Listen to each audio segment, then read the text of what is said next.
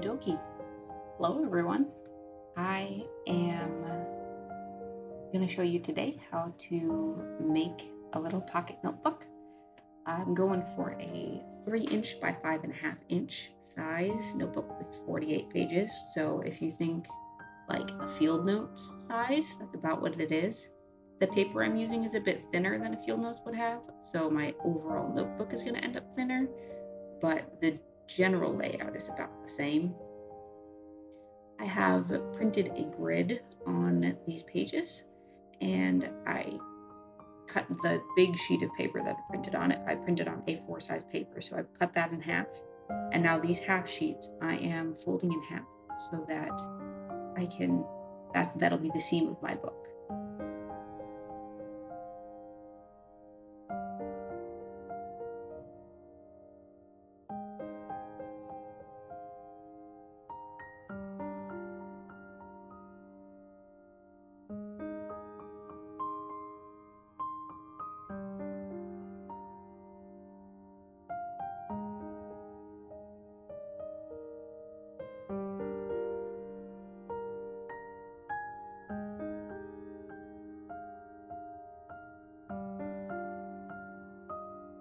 Something that's pretty fun that I decided to do, since this is the first notebook of the year, I decided to use my Hobonichi pamphlet that came with the cousin, and I'm gonna cut that up and I'm gonna use it as my cover for this little notebook.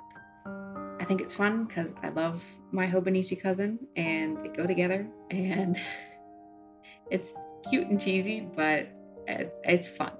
I like it a lot. What I'm doing here is I am just marking where I want to trim the top half of that pamphlet off. Again, it's not quite to size. I'm gonna cut it to size later, the rest of the pages. That way they all line up when the book is finished.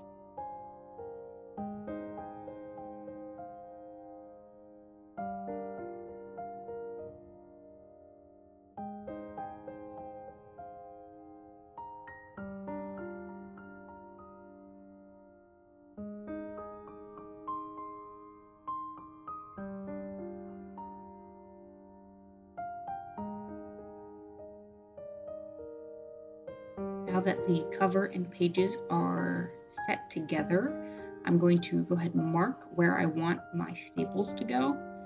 I'm going to use the staple binding for this.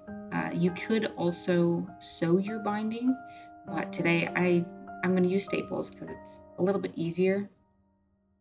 One thing to remember is that these pages still aren't cut to size. So if you're measuring, make sure you're measuring from the 5.5 in. I like to do an inch in from the top and bottom. That's where my staples start. And then I'm going to take a tack and use that to punch my holes before I put the staples in. You can use any kind of sharp object you want. I found that tacks work especially well because they're kind of meant for poking through soft objects.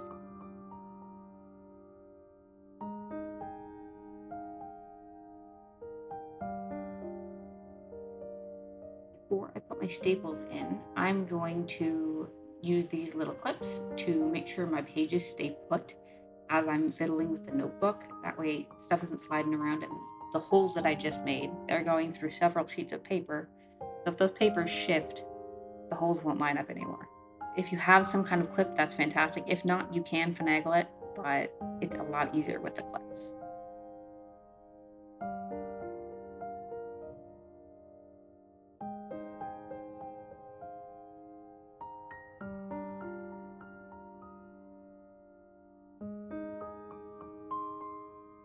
And then I'm taking my staples and I'm sliding them into those holes.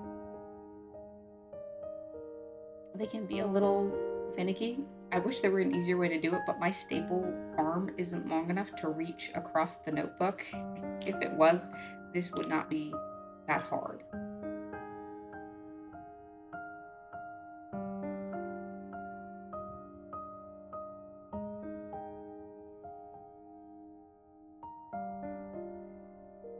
Once I have both the staples in, I just push down the prongs with my fingers And I'm going to take a hammer and push the very end of the prong into the notebook so that it doesn't cut me when I'm on that page of the notebook.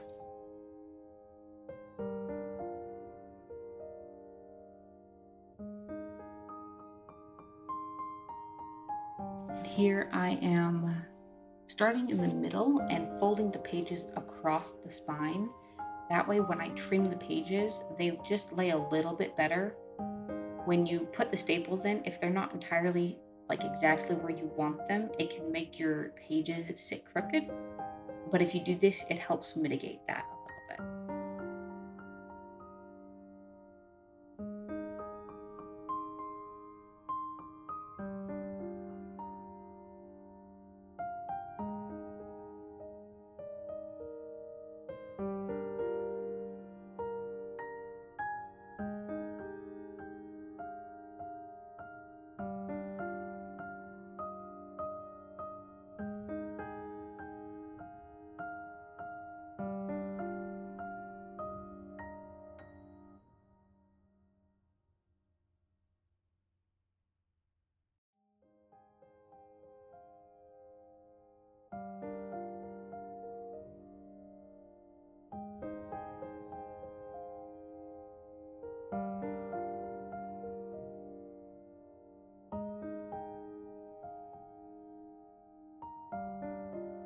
And now it is finally time to trim the pages down. The way I have this set up with the cover, the bottom portion there with the red on it, that's going to be the very bottom of my notebook. So I'm not going to trim that edge. But the top edge, I'm going to line it up to 5.5 inches, and then I'm going to trim through all of the pages at once. And then there's that old saying, measure twice, trim once, or something like that. I think that's excellent advice when you're working with anything where you're removing your material and you cannot add it back. When you're trimming the edge of your pages, you need to have the notebook closed. That way your pages all line up, otherwise they're going to kind of feather out. If you have more pages than fit in your trimmer, that's fine. You can just flip the notebook over and re-measure, and then you can trim from the other side as well. Sometimes your pages still get a little crooked that way. Another method is that you could take an X-Acto knife and a metal ruler, and you can trim your pages that way. I do have those around here somewhere, but with this particular project, it's easier to use my little slide trimmer here. I like to trim my corners. So here I forgot which size trim I like for this size notebook. I think I went with the 7mm, which I think is excellent for a pocket notebook. In my Hobonichi, I like to use the 10mm corner. And then this particular hole punch also has a 4mm option, but I don't think I've ever used it. Again, another nice thing about this paper is that it's so thin, I can fit half the notebook in here at a time. Normally, I'm doing like 4 to 6 pages, but this is nice and quick. Another note is that when you're trimming your corners, your notebook again needs to be folded in half, at least as much as you can, so that your pages don't feather. And there you have it, one pocket notebook. I'm going to clean up my mess here, and then I'm going to start setting this up a little bit now, even though it's a bit early. With all of my notebooks, I have a few key pages that I put in just to start it off. I always put a key of some kind. Most of my symbols come from the bullet journaling system because I bullet journaled for many years.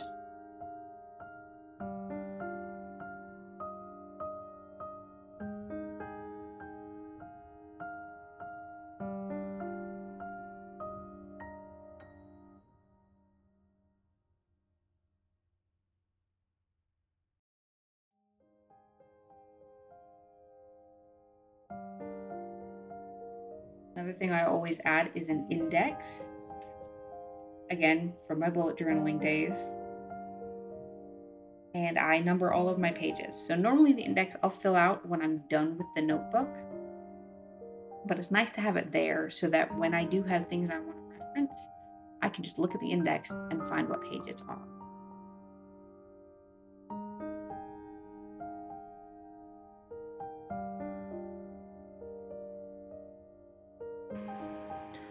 All of my notebooks also have a mini calendar in them. This time I'm doing 2 months on a 2-page spread, so 1 month per page. I like to have this so that when I'm out and about and making appointments and whatnot, I have all the information I need.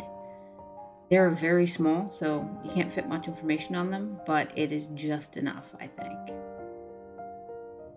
I normally don't have a notebook for more than a month or two, so it's rare that I'll have to add more than 2 months worth of calendars.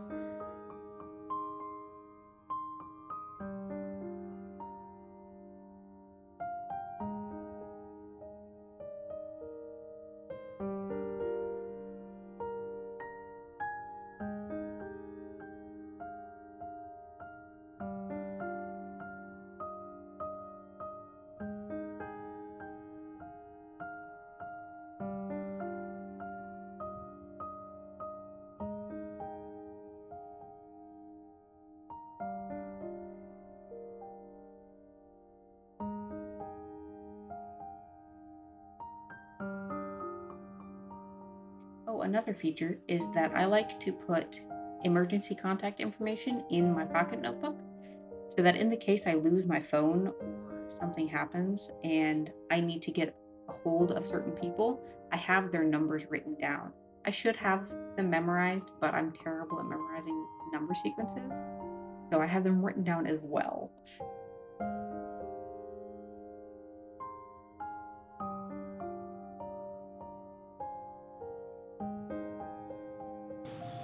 And there you have it, one pocket notebook build and setup. I hope you enjoyed. I hope this was helpful, and I hope you have a lovely day.